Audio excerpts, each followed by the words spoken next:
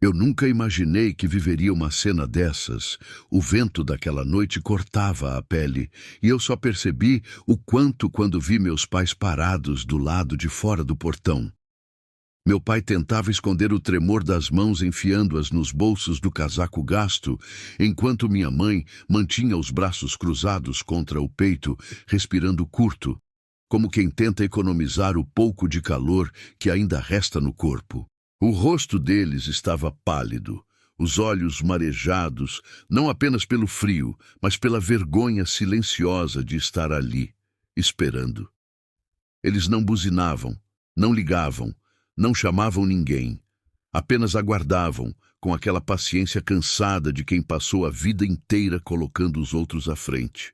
Ao mesmo tempo, pela janela da sala, eu via luzes coloridas piscando, sombras dançando nas paredes e ouvia gargalhadas altas misturadas ao som de música animada.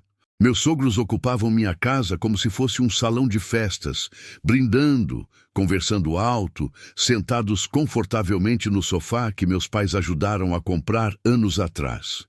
A cena parecia irreal, quase cruel demais para ser verdadeira. Meu coração acelerou, a garganta fechou e por alguns segundos eu fiquei imóvel, dividido entre entrar na casa fingindo não ver nada ou encarar aquela situação de frente. Foi nesse instante que entendi que aquele momento não era apenas sobre uma noite fria, mas sobre escolhas que eu vinha adiando há tempo demais. Então, eu fiz isso. Respirei fundo, girei a chave e entrei na casa com passos firmes, sentindo o contraste imediato do ar quente com o frio que ainda queimava meu rosto. Caminhei até o centro da sala, ignorei os olhares curiosos e, sem elevar a voz, desliguei a música. O silêncio caiu pesado, cortando as risadas no meio, e todos me encararam sem entender. Eu disse que a festa tinha acabado, que aquele não era o momento nem o lugar para a celebração. Enquanto alguns tentavam argumentar, eu não discuti. Apenas fui até a porta, abri novamente e chamei meus pais pelo nome. Quando eles entraram, meus olhos se fixaram nos detalhes. O leve mancar do meu pai, o suspiro aliviado da minha mãe ao sentir o calor, as mãos enrugadas apertando forte o cobertor que eu mesmo coloquei sobre seus ombros. Levei-os até o sofá, ofereci chá quente, sentei ao lado deles e permaneci em silêncio, deixando que a cena falasse por si. Aos poucos, os convidados começaram a ir embora, constrangidos, sem despedidas longas. Aquela casa, que minutos antes parecia um palco barulhento, se transformou em um espaço quieto, carregado de significado. Enquanto meus pais se acomodavam no sofá, ainda tentando entender o que estava acontecendo, eu olhei ao redor da sala e vi os rostos dos meus sogros endurecerem. O sorriso de minutos antes havia sumido, substituído por expressões de incômodo e surpresa. Foi então que minha esposa apareceu no corredor paralisada, com o celular ainda na mão. O olhar dela cruzou primeiro com meus pais, depois comigo, e por fim com os próprios pais. O silêncio que se instalou era pesado, quase sufocante. Eu perguntei de forma direta se ela sabia que meus pais tinham vindo nos visitar. Ela hesitou por alguns segundos, respirou fundo e confirmou que sim. Disse que eles tinham ligado mais cedo, avisando que chegariam à noite, mas que os sogros já estavam em casa. E ela achou melhor pedir para meus pais esperarem um pouco do lado de fora, só até a festa acabar. Aquela frase ecoou na minha cabeça como um golpe. Meus pais não tinham sido esquecidos. Eles tinham sido conscientemente deixados do lado de fora, no frio, para não atrapalhar o conforto de quem já estava dentro. Meu pai abaixou a cabeça, minha mãe apertou ainda mais o cobertor, e eu senti uma mistura de indignação e clareza que nunca tinha sentido antes. Ali não havia mais espaço para fingimento ou para acordos silenciosos. Eu me virei para os meus sogros e falei com calma, mas com firmeza. Disse que aquela casa não era deles, que hospitalidade não é escolher quem merece respeito e quem pode esperar no frio. Lembrei que meus pais sempre ajudaram. Nunca impuseram presença. Nunca exigiram nada. Mesmo assim, estavam sendo tratados como incômodo. Meus sogros tentaram se justificar, dizendo que era só uma festinha, que ninguém imaginava que meus pais ficariam do lado de fora tanto tempo. Eu não discuti versões. Apenas disse que eles precisariam ir embora naquela mesma hora. O clima ficou tenso. Minha sogra levantou a voz, meu sogro reclamou de humilhação, mas eu mantive a postura. Abri a porta, peguei os casacos deles e entreguei, deixando claro que aquele limite não era negociável. Um a um, eles saíram sem abraços, sem despedidas calorosas. Quando a porta se fechou, a casa ficou em silêncio absoluto. Minha esposa começou a chorar, dizendo que não queria conflito, que só tentou agradar a todos. Eu olhei para ela e expliquei que tentar agradar a todos, às vezes, significa ferir quem menos merece. Aquela conversa não foi fácil, mas foi necessária. Mais tarde, quando a casa já estava quieta, preparei a cama para meus pais no quarto de hóspedes, algo que nunca tinha sido oferecido antes. Minha mãe segurou minha mão com força e disse que não queria causar problemas. Meu pai apenas assentiu, com os olhos marejados. Eu respondi que problema é esquecer de onde se vem. Aquela noite marcou uma mudança profunda. Não foi apenas uma discussão familiar, foi um reposicionamento.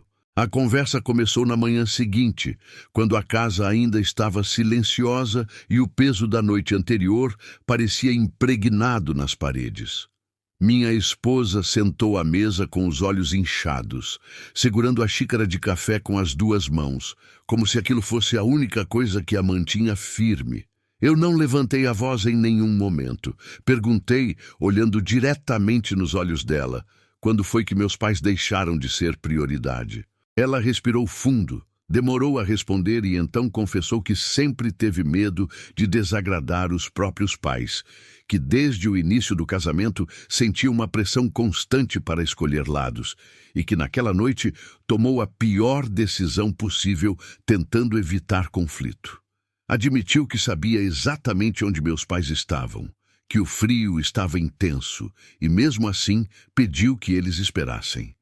Quando essas palavras saíram da boca dela, algo mudou definitivamente. Não foi raiva, foi lucidez. Eu expliquei que errar é humano, mas permitir que meus pais fossem humilhados daquela forma cruzou um limite que nunca deveria ter sido tocado. Disse que amor sem respeito vira dívida emocional e que casamento não é se calar para manter aparência de paz. Ela chorou. Pediu perdão, disse que não mediu as consequências, que nunca quis machucar ninguém, mas ali ficou claro que intenção não apaga a atitude. Nos dias que se seguiram, tentamos reconstruir algo que já estava profundamente rachado. Estabeleci limites claros. Meus pais jamais seriam colocados em segundo plano novamente. Nenhuma decisão importante seria tomada sem diálogo. E interferências externas não seriam mais toleradas. Minha esposa concordou com tudo, prometeu mudanças, tentou se reaproximar dos meus pais, mas havia um silêncio entre nós que não se quebrava. Não era falta de esforço, era falta de confiança. Cada conversa revelava que aquela não tinha sido uma atitude isolada, mas o reflexo de escolhas pequenas, feitas ao longo do tempo, sempre empurrando meus sentimentos para depois. Depois de algumas semanas, sentamos novamente, desta vez com uma clareza dolorosa. Entendemos que perdão não significa continuação obrigatória. Eu perdoei o erro, mas reconheci que já não conseguia permanecer em um relacionamento onde precisei escolher entre proteger meus pais ou manter meu casamento. A separação aconteceu sem escândalo, sem vingança, apenas com uma verdade que não podia mais ser ignorada. Meus pais permaneceram comigo, seguros, acolhidos, e a casa finalmente refletiu o que sempre deveria ter sido. Um lugar de respeito. O casamento terminou, mas a dignidade foi preservada, e naquela história ficou uma lição silenciosa e definitiva. Quem te ama de verdade jamais te colocará diante da escolha entre suas raízes e sua própria paz. Essa história não foi sobre festa, nem sobre sogros ou casamento. Foi sobre escolhas silenciosas, sobre os limites que muita gente ignora até ser tarde demais. Foi o retrato claro do que acontece quando alguém permite que o conforto de alguns custe a dignidade de quem esteve presente a vida inteira. Fica o alerta: amor que pede para você virar o rosto diante da humilhação dos seus pais não é amor, é conveniência. Nunca normalize o desrespeito em nome da paz. Nunca aceite que suas raízes sejam tratadas como incômodo. E jamais permita que ninguém te coloque diante da escolha entre manter um relacionamento ou proteger quem sempre te protegeu. Porque quando você se cala hoje, paga um preço alto amanhã. Esta história ficou um pouquinho grande.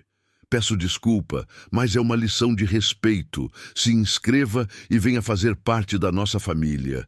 Beijos, fiquem com Deus. Até segunda.